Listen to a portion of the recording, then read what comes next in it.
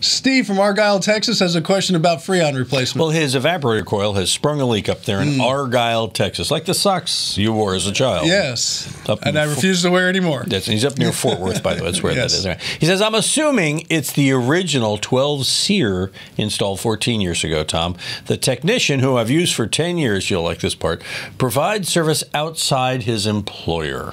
So he's got somebody freelancing. Yeah, I understand. He wants $1,900 to replace the coil and the freon. And Steve wants to know, is that reasonable, or should he just replace the whole dang thing?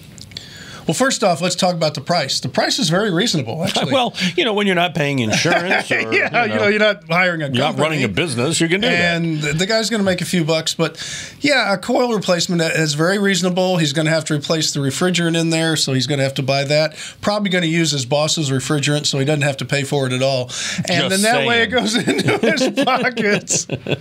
And get the boss's discount on the coil because he said, I'm buying this for this company. And who knows, maybe he puts it on a purchase order for the boss. Okay, now let's not go that far. Okay. Let's assume the guy's at least maybe just trying to feed his family. What I'm saying is that's a very reasonable price. Okay. Secondly, do you replace the whole thing? Not necessarily. I have a 22-year-old unit, and no, we did this through the company, but I replaced the condensing unit on the outside with an R22 unit just a few weeks ago, and it works great, by the way. Absolute Comfort Air, our buddies over there did it. And I didn't want to replace the whole unit. There was no reason to, so I don't fix it if it's not broke. It's a good way to go. But the thing about it is having your buddy who's I think that's fine, working for somebody too. doing it on the side, just who are you going to call when there's a problem if someday he's not there? That company's not going to back up his work. I'm just saying. There's no doubt. I have so many HVAC clients who have this problem where people do this on the side. They all do. That it's just, and in the end, you save a few bucks, but the bucks you save are going to come back to bite you.